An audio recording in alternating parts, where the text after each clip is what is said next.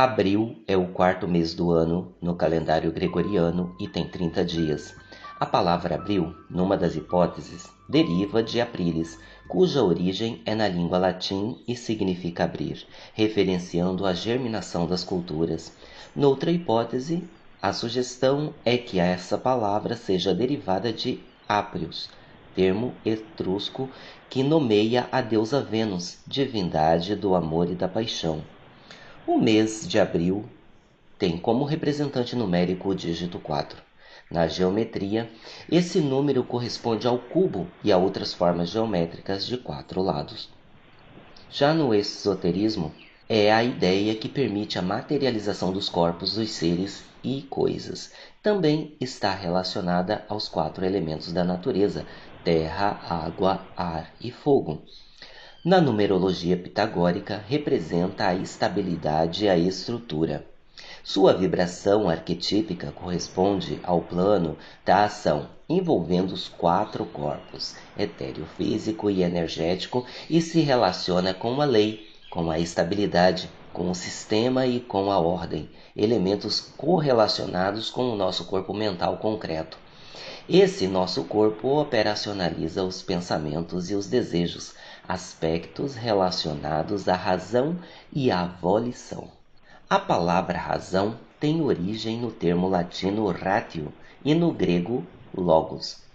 É uma faculdade humana que nos permite raciocinar, aprender, compreender, ponderar, julgar. Algumas definições concebem a razão como sendo a inteligência. Razão é também o raciocínio que nos permite deduzir ou intuir algo. Já a volição vem do latim volitio e está relacionada com a ação de escolher ou de decidir. Volição é exatamente a escolha ou a decisão feita, realizada. A psicologia entende a volição como a capacidade que fundamenta o comportamento consciente, que determina a conduta no ato da escolha ou decisão, concordando com as vontades ou motivos individuais. Você já parou para refletir sobre o conhecimento que você tem sobre o seu próprio pensamento, desejo, emoções e sentimentos? A maioria de nós nem se dá conta que é possível conhecer cada um desses aspectos. Uma minoria se detém nessa questão, sendo que ainda uma parcela dela desiste da empreitada por meio daquilo que poderá encontrar nesses porões, fugindo de um verdadeiro encontro consigo mesmo. Quando nos damos conta de que não nos conhecemos, apesar disso se configurar como um fator de alta complexidade, para o qual nosso atual momento histórico-cultural não oferece nenhum ou quase nenhum tipo de preparação para que o humano tenha clareza e possa lidar com isso, somos tomados por um vazio existencial gigantesco e um profundo senso de não pertencimento ou de menos-valia. A grande maioria desses esgotados da existência como realização da vida, ao voltar-se para o seu interior, na busca, na ânsia de descobrir quem verdadeiramente é, acaba tragada pela realidade daquilo que descobre. Presos na própria consciência, não consegue escapar das tramas da ilusão, dos véus que, embora os perceba, encobre-lhe a visão da realidade. Muito se fala sobre voltar-se para o próprio interior, olhar para dentro de si, desenvolver vida interior e assim por diante. Mas o que viria a ser isso? Pouco se fala sobre isso e quando se fala, não se faz de uma forma clara e acessível, o que acaba por tornar o assunto ainda mais complexo e abstrato, fazendo-o parecer inatingível por nós, meros mortais. É realmente difícil compreender o que vem a ser olhar para dentro, voltar-se para o interior, desenvolver vida interior. Obviamente, são ações que pressupõem dimensões diferentes, como essa última, por exemplo. O caminho para implementar essas ações, sem dúvida alguma, é filosófico. ou seja, implica conhecer e pensar aquilo que nos constitui como corpos manifestados e ocultos. Sem trilhar esse caminho, julgou impossível adquirir consciência plena daquilo que realmente somos. O corpo material, que é a extremidade mais densa da onda energética que somos, nada mais é que o veículo sobre o qual navega toda essa energia. Aliás, é exatamente a densidade da energia material que dá forma, que materializa a essa onda energética. Nesse sentido, tudo o que for gerado nas partes mais sutis dela será impactada em sua extremidade mais densa, ou seja, o nosso corpo material. O nosso corpo etéreo físico, como um órgão de impacto, será então impactado.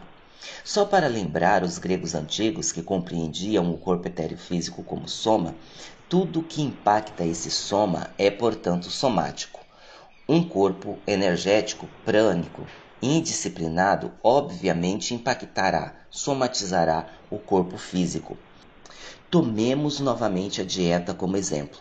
Uma dieta só apresentará bons resultados se tivermos disciplina, e é claro que isso implica outros corpos, como por exemplo o corpo emocional, astral e o mental concreto. Disciplina nada mais é que decisão no plano mental, perseverança e constância no plano físico. De nada adiantará uma dieta se a fragmentarmos. Noutras palavras, não haverá resultado se seguirmos o planejamento apenas em casa, ignorando-o no trabalho ou no happy hour. Para ser, precisamos ser por inteiro. É impossível nos tornarmos um com a unidade se nos fragmentarmos pela senda. Neste sentido, é necessário observar esse conjunto de energias chamado corpo energético e todos os aspectos que se relacionam com ele, para conhecê-los e, consequentemente, dominá-los. Conhecendo, é possível compreender todos os automatismos e os gatilhos que os acionam, assim dominar as situações, prevendo-as, evitando-as ou, na pior das hipóteses, minimizando os danos que podem nos causar. Você, por certo, já deve ter iniciado uma dieta que não deu em nada. E isso está relacionado a uma série de fatores, dentre eles a falta de planejamento, o motivo errado, a indisciplina, aspectos que podem se tornar um campo fértil para a geração da má resistência. Pouco conscientes como somos, essa resistência atuará criando uma série de obstáculos que implicará num retumbante fracasso. As consequências do fracasso rotineiro podem ser devastadoras. A mente pode assimilar isso como sendo uma característica constituinte daquilo que somos e passar, por meio da má resistência, a utilizar contra nós. Obviamente, isso não se restringirá a uma única faixa vibratória da nossa onda. Nesse sentido, contra todo e qualquer planejamento que façamos ou sonhos que tenhamos, a mente irá impor argumentos que dificilmente conseguiremos contrapor, tais como: é melhor não mexer com isso. Se lembra da dieta? Já se esqueceu de todas as vezes que você fracassou? Vai querer fracassar de novo?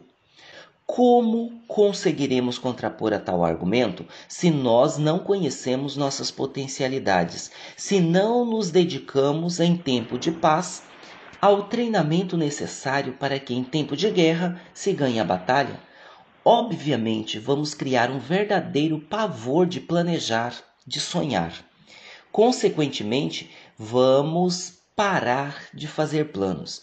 Passaremos a viver deixando para lá. Começaremos a matar dentro de nós os nossos sonhos e projetos.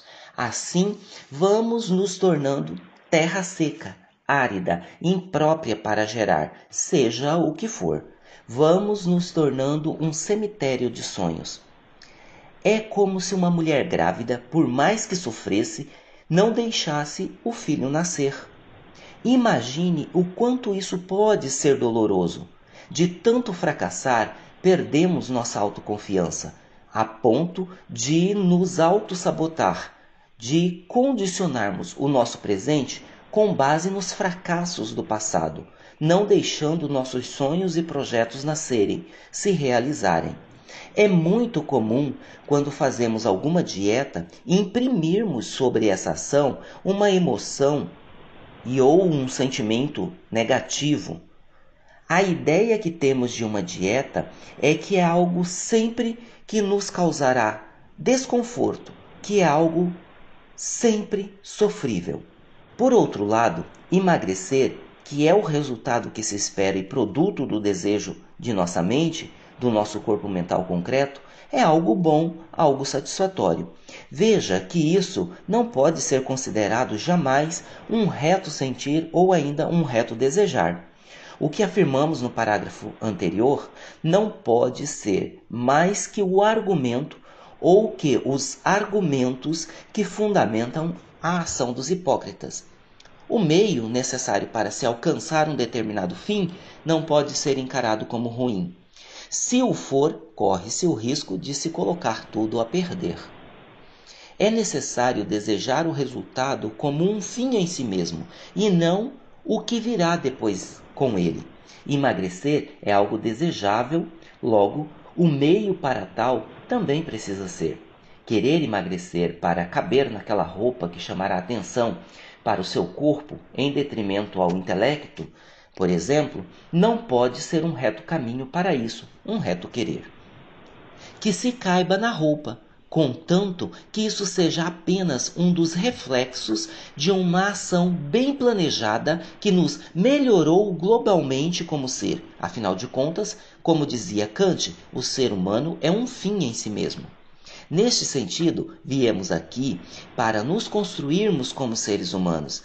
Essa é a nossa missão, e não para colhermos elogios por ações que não são fatores de soma nem para nós mesmos, nem para o corpo chamado humanidade, da qual fazemos parte como células, tendo a responsabilidade de fazer o que necessitamos fazer em benefício a nós e a esse todo, a humanidade. É necessário estar focado e reconhecer que todo o processo daquilo que se busca materializar exigirá um certo esforço. Saber onde se quer chegar constitui o caminho que conduz o caminhante para aquilo que para ele é um ideal. E só se pode chegar a um ideal se todos os passos dados na senda forem igualmente ideais. Nos ensina a filosofia.